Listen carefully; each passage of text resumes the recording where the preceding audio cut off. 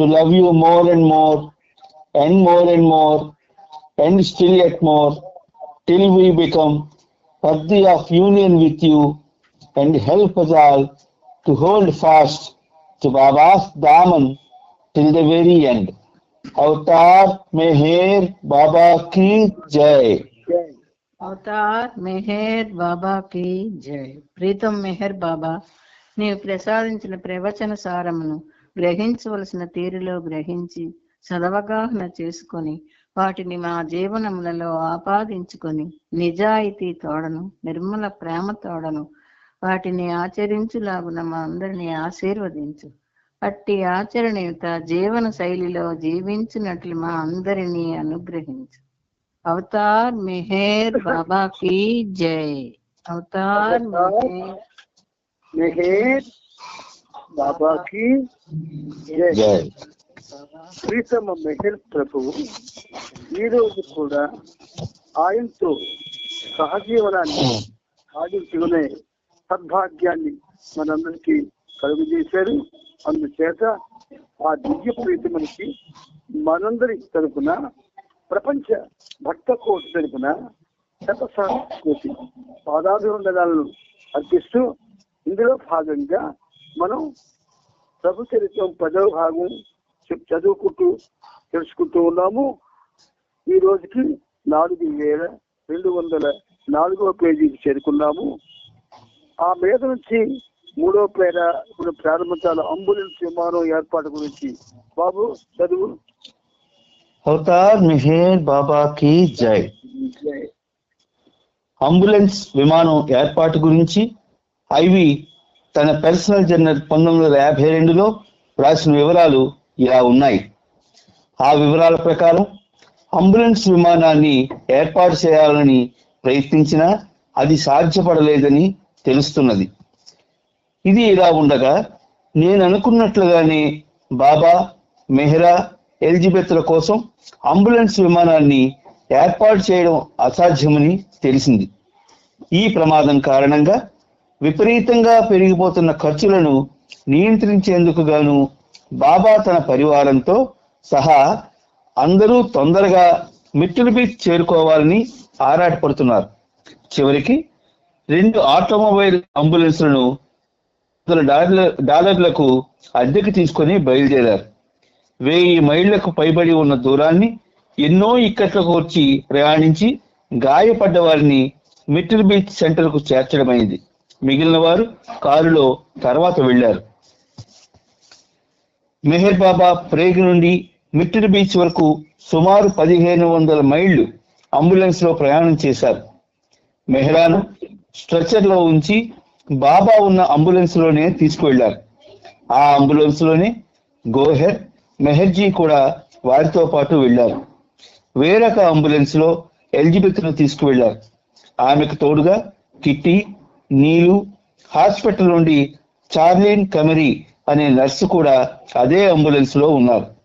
మరొక కారులో సరోష్, మార్గరెట్ వీళ్లను అనుసరించారు.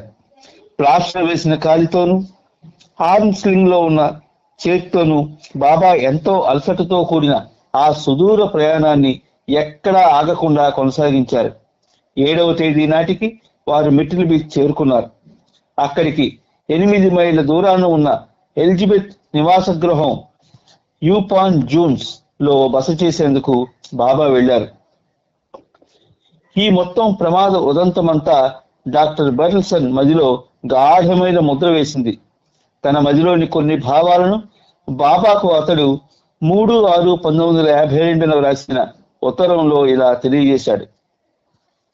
జీసస్ క్రీస్తు యొక్క ఎన్నో బోధనలను ఆచరిస్తూ చూపడాన్ని మీ ద్వారా, మీ బృందం ద్వారా మేము గమనించాం. చాలా మంది అమెరికన్లు కూడా ఈ విషయాలను బోధిస్తూ ఉంటారు. కానీ వీటిని వాస్తవంగా ఆచరిస్తుండగా మేమింతవరకు ఇంత చేరువ నుండి ఎప్పుడూ గమనించలేదు. మీ పరివారంలోని వారంతా మీ పట్ల చూపే గాఢమైన భక్తి శ్రద్ధలు చూశాక మీరు అందుకు పూర్తిగా అర్హులే అన్న విషయం మాకు బాగా అర్థమైంది. ఇతరుల నుండి అటువంటి భక్తిని, గౌరవాన్ని ఎవ్వరూ బలవంతంగా పొందలేరు. కేవలం ప్రేమ ద్వారా మాత్రమే దానిని పొందగలరు. అంతమంది అద్భుతమైన వ్యక్తుల నుండి ఇంతటి వాత్సల్యాన్ని ప్రత్యక్షంగా పొందడం అన్నది ఇంచుమించు నమ్మలేని విషయమే. ఆసుపత్రిలోని మా కార్యకలాపాలను శ్లాఘించే మీ వంటి వ్యక్తులతో ఎలా మసులుకోవడమో మేము నేర్చుకోలేదు. అలా మీరు మా పనిని మెచ్చుకోవడం మమ్మల్ని వినమ్రులను చేసింది.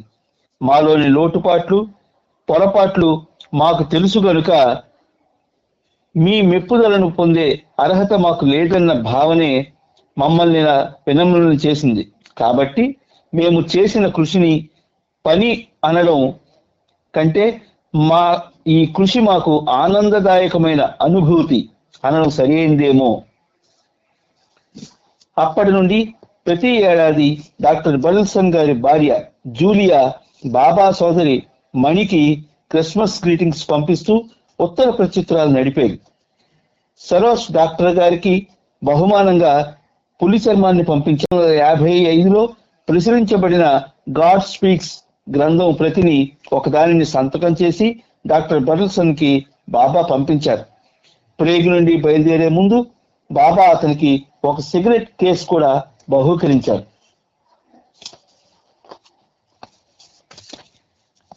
వారి హృదయాలను బాబా గెలుచుకున్నారు.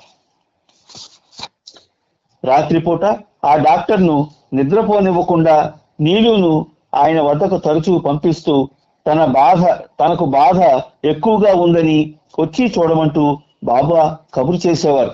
బాబా పిలిచారని డాక్టర్లు చెప్పగానే అతడు మంచి నిద్రలో ఉన్నా సరే కూడా వెంటనే బాబా వద్దకు వచ్చి చూసేవాడు.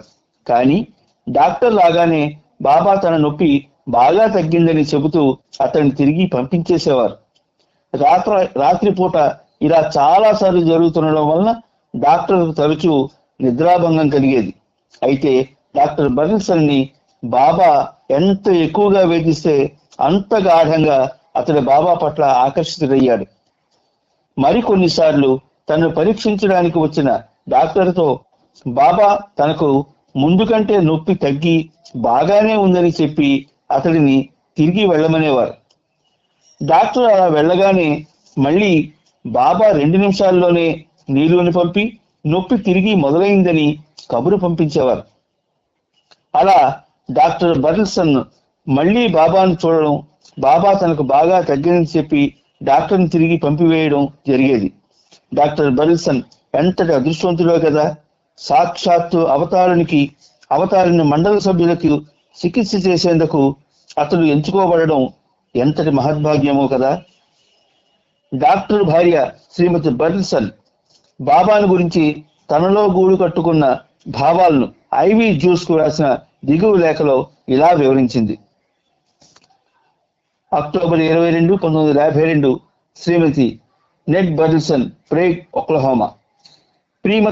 ప్రియమైన శ్రీమతి జ్యూస్ మరియు చార్మియాన్కు మీరు పంపిన స్కార్ఫ్ అందిన ఇన్నాళ్లకు ఆలస్యంగా ఉత్తరం రాస్తున్నందుకు నా మనసు చిన్నబోతోంది. సరిగ్గా 1 నెల క్రిందట ఇదే రోజు చర్చి నడవలో కొత్తగా మైనంతో పాలిష్ పెట్టిన టైల్స్ మీద నడుస్తూ నేను జారి పడ్డాను. అప్పుడు ఎడమ తుంటి భాగం విరిగింది. ఇంకా హాస్పిటల్లోనే ఉన్నాను. ఇప్పుడిప్పుడే కొద్దిగా బలం పుంజుకుంటున్నాను. చంకలో కర్రల సాయంతో ఆసుపత్రి ఆవరణలో బాగా నడవడం నేర్చుకున్నాను. కానీ మళ్ళీ ఎక్కడ పడిపోతానోనన్న భయం కొద్దిగా నన్ను వెంటాడుతూనే ఉంది.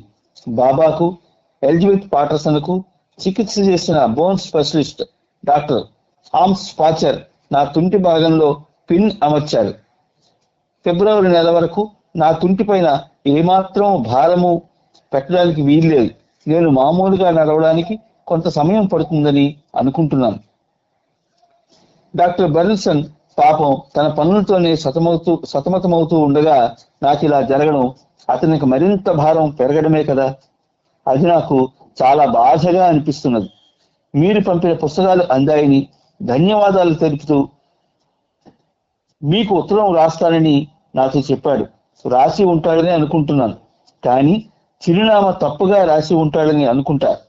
మీరు పంపిన వాటిలో ఒక పుస్తకమైనా అతను పూర్తిగా చదివాడని నేను అనుకోను. లేదా నాకు ఇలా తుంటి విరగడంతో పుస్తకం చదవలేదేమో అనుకుంటాను. డాక్టర్ బర్న్సన్ ఆ పుస్తకాలు చదవడం పూర్తి చేయగానే వాటిని తిరిగి మీకు పంపించేయాలా? బాబా నాకు పంపిన రుమాలు, స్కార్ఫ్ చూసి నేను గర్వంతో పొంగిపోతున్నాను. ఎందుకంటే స్వయంగా బాబాయే దానిని నా కోసం పంపించారు. అలా పంపించడం ఆయన ఔదార్యానికి ప్రతీక. బాబాను, వారితో పాటు మీ అందరినీ కలుసుకోవడం ద్వారా మాకు నిజమైన మిత్రులు లభించినట్లు మేము భావిస్తున్నాం. వచ్చే వేసవిలో బాబా తిరిగి ఈ దేశం వచ్చినప్పుడు ఆయన దర్శనం లభిస్తుందని ఆశిస్తున్నాను. మీ ఆప్యాయత, అనురాగాలకు మా కృతజ్ఞతలు. ప్రేమతో మీ భవదీయురాలు జూలియా బర్న్సన్.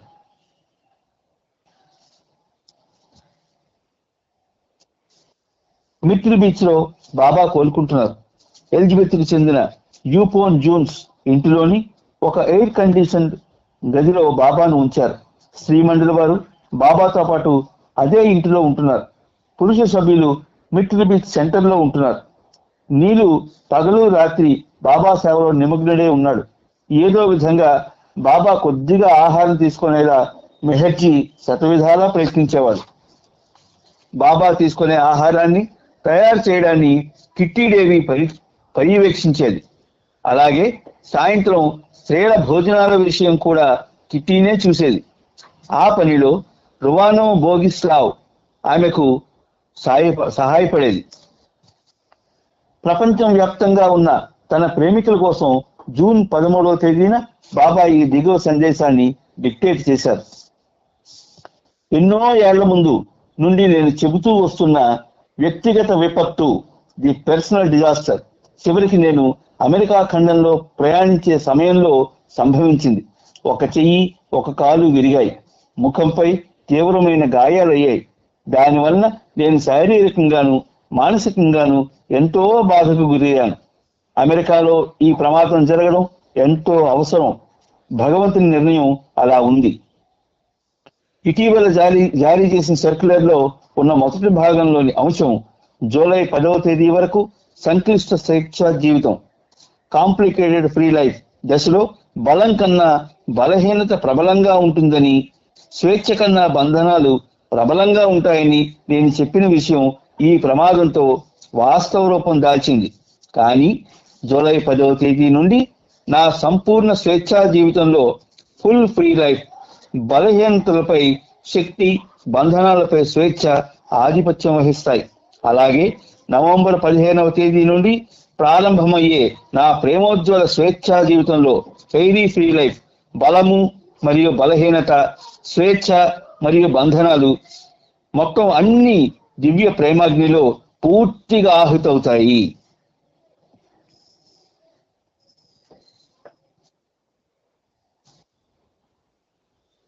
మెహరాబాద్ లో ఉన్నప్పుడు వంటశాలలో నాజూకు సహాయం అందిస్తూ కిట్టి వంట పనిలో పాల్గొనేది. నాజాకు సహాయం అందిస్తూ కిట్టి వంట పనిలో పాల్గొనేది. అందువల్ల ఆమె నాజా నుండి కొన్ని పార్సీ వంటకాలు వండడం నేర్చుకుంది. ఒకసారి బెస్సీ అనే ఆమెకు సూచనలు ఇస్తూ మధ్యాహ్న భోజనానికి రొయ్యల వేపుడు చేయమని చెప్పింది. కానీ శ్రీమండలి వారు భోజనాలకు కూర్చున్నప్పుడు ఆ రొయ్యల కూరను కొంచెం కూడా నోట్లో పెట్టుకోలేకపోయారు. ఏమిటి వండావని బెస్సీని కిట్టి అడగ్గా, ఆమె మీరు చెప్పినట్లే ఎండబెట్టిన రేగిపళ్ళు వేపుడు చేశాను మిస్ దేవి అని బెస్సీ బదులిచ్చింది. ఆ హాస్యభరితమైన పరిస్థితిని గురించి విని బాబా బాగా నవ్వారు. డేలియా, మార్గరెట్ మిట్టిల్ బీచ్ లోనే ఉండిపోయారు. వారు అందరికీ ఎంతో సహాయంగా ఉన్నారు. ప్రమాదం యొక్క ప్రభావం వలన తర్వాత కలిగే బాధలో బాబా ఉన్నప్పటికీ సందర్శకులు మాత్రం బాబాను చూసేందుకు వస్తూనే ఉన్నారు. ఆ సమయంలో బాబా ఎంత బాధలో ఉన్నప్పటికీ చిరునగవు చిందిస్తూ సంతోషంగా కనబడడం చూసి చాలా మందికి ఆశ్చర్యం కలిగింది. వచ్చిన వారి సమస్యలను వింటూ వాటికి తగిన పరిష్కారాన్ని అందించేవారు బాబా. చికిత్స నిమిత్తం న్యూయార్క్ వెళ్లే విషయాన్ని బాబా చర్చిస్తున్నారు. కానీ దానికి బదులుగా జూన్ 14వ తేదీన డాంకిన్ బాల్టిమోర్కు పంపించి అక్కడున్న హాస్పిటల్లో బాబాకు చికిత్స చేసే విషయాన్ని గురించి పరిశీలించి రమ్మన్నారు. కానీ బాబా కాలికి ఇంకా ప్లాస్టర్ ఉన్నందున చివరికి ఈ ఆలోచనను కూడా విరమించుకున్నారు. చెకప్ కోసం నార్త్ కరోలినాలోని దుర్హాన్ అనే ప్రదేశానికి దగ్గరలో ఉన్న జూక్ హాస్పిటల్ కి కారులో బాబాను తీసుకువెళ్లి పరీక్ష చేయిస్తే బాగుంటుందని డాంకిన్ సూచించాడు. బాబా దానికి ఒప్పుకున్నారు. ఐవీ జ్యూస్ కోసం బాబా జూన్ 17వ తేదీన ఈ దిగువ సందేశాన్ని డిక్టేట్ చేశారు. దానికి చెందిన సూఫీయిజంతో క్రైస్తవ మతం, దానికి చెందిన మిస్టిసిజంతో తూర్పు ఆసియా దేశీయులు పద్ధతికి, దానికి మూల విధానమైన వేదాంత తత్వంతో, ప్రధానమైన బౌద్ధ మతంతో, ఆచరణీయమైన జొరాస్ట్రియన్ మతంతో, జైనిజంకి మరియు అలాగే మరెన్నో విశ్వాసాలతో ఇజంలకు బాబా సమానంగా సంబంధం కలిగి ఉన్నారు. ఈ విశ్వాసాలన్నీ అదే దివ్య సత్యాన్ని గురించి చెబుతూ ఒకే దివ్య గమ్యం వైపు నడిపిస్తాయి. మెహర్ బాబా వీటన్నింటితో నిస్సంగులై ఉన్నారు. అలాగే తన దివ్య మార్గాలన్నింటికీ అతీతులై ఉన్నారు. ఆయన ఈ వివిధ మార్గాల యొక్క విధానాల్లోని అసలైన అర్థాన్ని తన అనుయాయులు తెలుసుకునేలా వారిని జాగృతపరచవలసి ఉంది. ఈ విభిన్న తత్వాలకు సరి అయిన దిశానిర్దేశం చేసి వాటి యొక్క వాస్తవ స్ఫూర్తిని తన అనుయాయులు గ్రహించేటట్టు చేయవలసి ఉంది. బాబా తన ఈ దివ్యాధికారంతోనే సూఫీయిజాన్ని సవరించి అందులోని విధులకు, హక్కులకు సంబంధించిన అధ్యాయ పత్రానికి చార్టర్ దిశానిర్దేశం చేశారు. సంబంధికులంతా విశ్వవ్యాప్తంగా ఈ చార్టర్ను అనుసరించవలసి ఉంది. మెట్రల్ బీచ్ లో బాబా నిర్వహిస్తున్న కార్యకలాపాలను గురించి, పునరుద్ధరించబడిన సూఫీయిజాన్ని గురించి, మెట్రల్ బీచ్ కేంద్రాన్ని గురించి వర్ణిస్తూ ఆది సీనియర్ ఈ దిగువ ఉత్తరాన్ని ఐవీ జ్యూస్ కు వ్రాశాడు. Myrtle Beach, South Carolina, July 5, 1952. ప్రియమైన ఐవీకి, బాబా ఆదేశాల మేరకు నేను ఈ ఉత్తరం రాస్తున్నాను. బాబా ఆరోగ్య పరిస్థితి ప్రస్తుతం సుకుమారంగా ఉన్నప్పటికీ మీరు పంపిన సూఫీ చాప్టర్ మొదలైన వాటిని రోజు ఒక అర్ధగంట సేపు నాచే చదివించుకుంటున్నారు. వీటిని బాబా ఎంతో కూలంకషంగా పరిశీలిస్తున్నారు. ఎందుకంటే ఇది చిరకాలం ఉండాల్సిన ఒక వాస్తవ విషయం. ఏమాత్రం లోపం ఉన్నా ఈ మొత్తం చాప్టర్ నిర్మాణం అంతా దోషపూరితం అవుతుంది. ఇందులోని చాలా అంశాలు పరిపూర్ణంగా ఉన్నాయి. అలాగే మరికొన్ని అంశాలను సరిదిద్దవలసి ఉంది. ఈ చాప్టర్ను అంతర్జాతీయ స్థాయిలో వ్యవస్థీకరించవలసి ఉన్నందున లండన్, ఈజిప్టు, ఆసియా ఖండంలోని పరిస్థితులు అన్నింటినీ పరిశీలించిన తరువాత ఈ చార్టరు పునర్నిర్మాణాన్ని బాబా ఇండియాలో పూర్తి చేయాలనుకుంటున్నారు. అందువల్ల చార్టర్ను నవంబర్ నెల నాటికి పూర్తి చేసి తన సంతకంతో మీకు పంపించడమే ఉత్తమ మార్గం అన్నది బాబా ఆలోచన. ఈలోపు జూలై 10 నుండి నవంబర్ లోపల బాబా మీకు ఇచ్చిన వ్యక్తిగత ఆదేశాల మేరకు పనులన్నింటినీ నిర్వహించాలి. 19వ తేదీ ఉదయం బాబా మీతో డాన్ స్టీవెన్తో అన్ని విషయాలు చర్చిస్తారు. ఈ విషయంలో మీరు ఎటువంటి ఆందోళన పడవద్దని, అంతా ఆయనకే విడిచిపెట్టాలని బాబా కోరుకుంటున్నారు. మెట్రల్ బీచ్ లోని Meher of centre on the lakes తో సూఫీయిజం రీఓరియంటెడ్ అమెరికన్ సెంటర్ కి ప్రత్యక్షంగా ఎటువంటి సంబంధం ఉండదన్న విషయాన్ని మీరు గుర్తుపెట్టుకోవాలని బాబా ప్రస్తుతం కోరుకుంటున్నారు. ఈ మెట్రల్ బీచ్ లోని మెహర్ సెంటర్ సూఫీ మతానికి గాని, హిందూ, బౌద్ధ, క్రైస్తవ లేక జొరాస్ట్రియన్ మతాలకు గాని కేంద్రము కాదు. విశ్వానికి సంబంధించిన సార్వత్రిక భావమే ప్రాతిపదికగా ఏర్పడిన బాబా సెంటరే ఈ మెట్రల్ బీచ్ సెంటర్. ఈ బాబా కేంద్రంలో భక్తి, సేవ, పరిత్యాగం, జ్ఞానం అనే ఈ 4 విభిన్న కేంద్రాలు ఉంటాయి. సూఫీయిజం రీఓరియంటెడ్ అమెరికన్ సెంటర్ అమెరికాలో ఏదో ఒక ప్రాంతంలోనే ఉండాలి. ఐవీ జ్యూస్ ఆమె సహచరులు ప్రారంభంలో చిన్న మొత్తంతో, అంటే ప్రస్తుతమైన సెంటర్ ఆస్తిపాస్తులను అమ్మగా వచ్చిన డబ్బుతో అమెరికాలో ఎక్కడ కొత్త కేంద్రాన్ని స్థాపించగలుగుతారో అక్కడే ఆ సెంటర్ ఉండాలి. బాబా పరిపోషకునిగా ఉన్న ఈ సూఫీయిజం రీఓరియంటెడ్ అమెరికన్ సెంటర్ సహజంగా మిట్టిల్ బీచ్ లోనున్న Baba center on the lakes తో పరోక్ష సంబంధాన్ని కలిగి ఉంటుంది. ఆ విధంగా ఆ కేంద్రం తనకు తానుగా స్వతంత్ర ప్రతిపత్తిని కలిగి ఉంటుంది. అయినప్పటికీ ప్రతి విషయంలో బాబా సెంటర్ యొక్క ఆసరా ఎప్పుడూ ఈ సూఫీయిజం కేంద్రానికి ఉంటుంది. మీకు బాబా పట్ల ఉన్న విశ్వాసం ఎంతటి ప్రగాఢమైందో బాబాకు తెలుసు గనుక ఆయన మిమ్మల్ని నమ్ముతున్నారని, ప్రేమిస్తున్నారని మీరు గ్రహించడమే బాబాకు కావాల్సింది.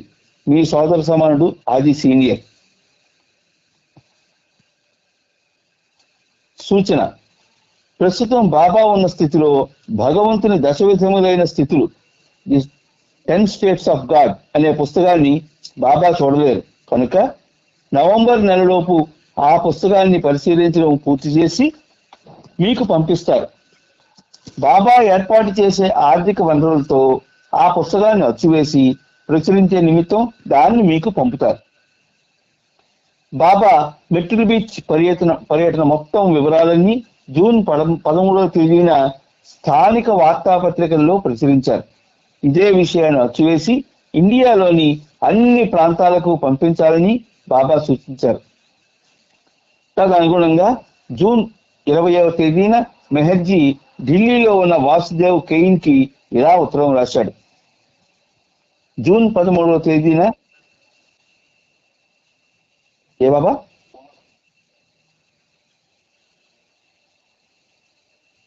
జూన్ 13వ తేదీతోనున్న ఈ సందేశం బాబా మిట్టిల్ బీచ్ పర్యటనకు సంబంధించిన వార్తా విశేషాలను ఢిల్లీలోని వార్తాపత్రికల్లో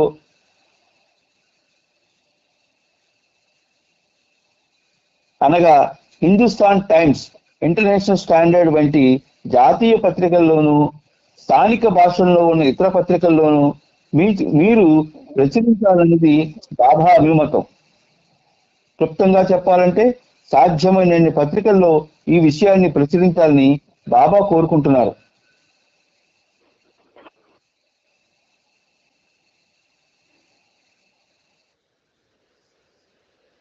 ఎవరో మధ్యలో మాట్లాడుతున్నారండి.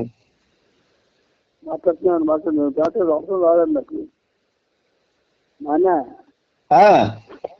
నువ్వు చదువుకుని అంటే మెట్రిల్ బీచ్ ఇది యాక్చువల్గా అమెరికాకి సంబంధించింది. మనం దాన్ని ఒకటి. రెండవది వాళ్ళ యొక్క క్రమశిక్షణకి మన క్రమశిక్షణకి తేడా ఉంది. వాళ్ళ క్రమశిక్షణ యథార్థానికి మనకు తెలియదు. కానీ వాళ్ళు బాబాతో కలిసి మెలిసి చేసేటటువంటి ఆ పనులు వాళ్ళు తీసుకున్న శ్రద్ధ, వాళ్ళకి బాబా వాళ్ళు తీసుకున్న శ్రద్ధ చేసి ఆయన ఒక విధంగా వాళ్ళని ప్రేమించిన తీరు, ఆ ప్రేమలో వాళ్ళకి బాబా నుంచి ఏమి లభించిందో కూడా మనకు తెలియదు. ఇక్కడ మన భారతదేశంలో ఏంటంటే ఒక విధంగా మనం ఒక టైప్ ఆఫ్ భక్తికి అలవాటు పడిపోయాం. ఈ భక్తు ఎవరు ప్రతిపాదించింది అంటే బాబా ప్రతిపాదించేది మాత్రం కాదు. కానీ అమెరికాలో వాళ్ళు చూస్తున్న ప్రతి పని బాబా ప్రతిపాదించింది. బాబా చేత ప్రతిపాదించబడి ఆయన యొక్క కనుసన్నల సూచనలతో జరిగింది. ఇక్కడ ఇండియాలో ఏంటంటే అలా జరగలేదు. ఏదో అక్కడక్కడ బాబా పర్యటనలు చేసినప్పుడు చెప్పిన సందేశాలని లేదా పుస్తకాల్లో లేదా ట్యాబ్లెట్లలో కొన్ని విషయాలు చదువుకొని మనకు నచ్చినట్టు జీవిస్తూ ఉన్నాం. మనకు నచ్చినట్టు జీవించినప్పుడు మనం అమెరికా గురించి చెప్పుకోవడానికి మనకు అవకాశం లేదు. చెప్పుకున్నా దానివల్ల ప్రయోజనం లేదు. అయినా బాబా మనకి ఆ విషయాలన్నీ తెలియజేస్తాను. ఎందుకంటే మనలో క్రమశిక్షణ తక్కువ, ఒకటి. రెండు, మనలో బాబా మీద ప్రేమ ఎంత ఉన్నది అంటే అసలు ఉన్నదా లేదా అన్న అనుమానంలో ఉన్నది. మూడవది ఏమిటి అంటే బాబా దఫాలుగా ఆంధ్రప్రదేశ్ లో వచ్చినప్పుడు ఆయన ఇచ్చిన సందేశాలని పూర్తిగా చదువుకొని ఆకలింపు చేసుకుని అందులో ఏ సూచనలు అయితే ఇవ్వబడ్డాయో ప్రేమికులకి, ఆ సూచనల ప్రకారం ప్రేమికులు జీవనం సాగిస్తున్నారంటే అది మనకి అగమ్య గోచరమే. అందుచేత ఏమిటి, ఈ మెట్రిల్ బీచ్ విషయాన్ని మీకు ఎక్స్ప్లెయిన్ చేయడానికి నేను కొంచెం ఆలోచించవలసి వస్తుంది. కారణం ఏంటంటే అది ఇక్కడ మనం దాన్ని బాబా యొక్క మార్గదర్శకత్వంలో ఆయన ప్రేమలో ముందుకు వెళుతూ బాబాని అనుక్షణం కూడా సంతోషపరుస్తూ బాబా యొక్క ఆజ్ఞల్ని సూచన తప్పకుండా పాటిస్తూ ఆయన కోసమే జీవిస్తూ ఆయన కోసమే మరణిస్తామన్న రీతిలో వాళ్ళు అటువంటి చక్కటి డిసిప్లిన్ ని అలవాటు చేసుకున్నారు. అందుకే దాని మీద మనం మాట్లాడితే ఒక విధంగా నాకు మనసు ఇష్టపడడం లేదు. ఇక మనకు సంబంధించి ఏదైనా ఇంపార్టెంట్ ఏదైనా వస్తే తప్పకుండా మాట్లాడతాను. నువ్వు చూసుకున్నా ముందుకు వెళ్ళు. దయచేసి మధ్యలో ఇంకెవరూ మాట్లాడకండి, మ్యూట్ చేసుకోండి ఎవరైనా, ఎందుకంటే మాటలు వినిపిస్తున్నాయి వేరేగా. కాలు విరిగిన కారణంగా బాబా ఇప్పటికీ బెడ్ మీదే ఉన్నారు. ఇక్కడికి 215 మైళ్ళ దూరంలోనున్న దుర్హాంలోని ప్రఖ్యాత డ్యూక్ హాస్పిటల్కి ఈ రోజున బాబాను చెకప్ కోసం తీసుకువెడుతున్నాం. ఆయన కాలికి వేసిన ప్లాస్టరు వదిలేయింది. బహుశా అందువల్ల దాన్ని మారుస్తారని అనుకుంటున్నాం. తిరిగి జూన్ 25వ నాటికి మిట్టిరి బీచ్కి చేరుకోవాలని అనుకుంటున్నాం. ఆ మర్నాడు జూన్ 21వ తేదీన నార్త్ కరోలినాలోని డుర్హాం పట్టణానికి బాబాను అంబులెన్స్ లో తీసుకువెళ్లారు. వైద్య పరీక్షల కోసం అక్కడి డ్యూక్ యూనివర్సిటీ మెడికల్ సెంటర్ కి తీసుకువెళ్లారు. మెహ్రాను కూడా బాబాతో పాటు వైద్య పరీక్షలకై తీసుకువెళ్లారు. వారి వెంట గోహెర్, డాంకిన్, మెహర్జీ, సరోజ్, నీరు, నెహ్రూ, మణి వేరొక కారులో వెళ్లారు. డ్యూక్ హాస్పిటల్లో బాబా కాలికి వేసిన ప్లాస్టర్ తీసివేసి కొత్త ప్లాస్టర్ వేశారు. కానీ ఆ కొత్త ప్లాస్టర్ ఎక్కువ దురద పెడుతోందని బాబా పదే పదే ఫిర్యాదు చేశారు. డాక్టర్తో చెప్పిన దాన్ని మార్పించమని డాంకిన్ తో బాబా చెప్పారు. బాబా చెప్పినట్టే మరొక ప్లాస్టర్ వేశారు. అక్కడి డాక్టర్ పేరు రెనాక్స్ డి బేకర్. హాస్పిటల్ నియమావళి ప్రకారం బాబాతో పాటు రాత్రి హాస్పిటల్లో ఉండడానికి ఎవరిని అనుమతించరని ఆ డాక్టర్ చెప్పారు. అయితే సరోజ్ ఎన్నోసార్లు విజ్ఞప్తి చేయగా ఆ డాక్టర్ దీన్ని ఒక అసాధారణమైన సందర్భంగా పరిగణించి ఒప్పుకున్నారు. మిగిలిన వారంతా దగ్గరలో ఉన్న డచ్ ఇన్ అనే చిన్న మోడల్లో బస్ చేశారు. చూడండి, అక్కడ ఫోటో ఉంది. 4213 మెహర్జీ ఆది సీనియర్ సహాయపడుతుండగా కర్రల సహాయంతో నడుస్తున్న బాబా. ఒక్కసారి బాబాని చూడండి. భగవంతుడు సాక్షాత్తు శ్రీ మహావిష్ణువు ఈ మన మధ్యకి దిగి వచ్చి మన కోసం ఆయన ఎంత సఫలవుతున్నాడు చూడండి శారీరకంగా. ఈయన బాబా ప్రేమకి ప్రతిరూపం. ఇటువంటి దివ్య ప్రేమమయుడు మన కోసం, మనందరి కోసం, యావత్ భారతదేశంలో ఉన్న మానవాడి కోసం తన దేహాన్ని చిత్రమణ చేసుకున్నాడు ఆయన. అంటే ఒక విధంగా లిప్త మాత్రం చేత, ఒక సంకల్పం చేత అది ఏది తనకి అంటకుండా చేసుకోగలడు. కానీ సఫరింగ్ గురించి బాబా చెప్పినప్పుడు అసలు సఫరింగ్ లోనే మనిషికి balance of mind, balance of thinking, balance of working ఇవన్నీ సఫరింగ్ లోనే వస్తాయి. అది తెలియజేయడం కోసం ఆయన అంత సఫర్ అయ్యాడు. ఆయన నాన్న చదువు. మెహ్రాకు బాబాకు ఎక్స్రేలు తీసి క్షుణ్ణంగా పరీక్షించిన తరువాత అంతా తిరిగి యూపాన్ జోన్ కి జూన్ 24వ తేదీన చేరుకున్నారు. ఒక వారం తరువాత జూలై 8న కాన్వే హాస్పిటల్లో బాబాకు మరికొన్ని ఎక్స్రేలు తీశారు.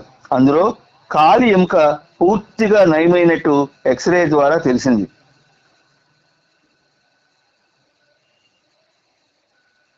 మిట్టిల్ బీచ్ లో ఉన్న గోహెడ్, న్యూయార్క్ సిటీలో ఉన్న ఐవీ జ్యూస్ల మధ్య జూన్ నెల చివరిలో ఉత్తర ప్రత్యుత్తరాలు మొదలయ్యాయి. న్యూయార్క్ లోని డాక్టర్ల నుండి అపాయింట్మెంట్ తీసుకోవడానికి సంబంధించి, అలాగే బాబాకు మెహ్రాకు తగిన గాయాలకు సంబంధించి పూర్తి వివరాలతో ఉత్తర ప్రత్యుత్తరాలు నడిచాయి. వాటి వివరాలు ఇలా ఉన్నాయి.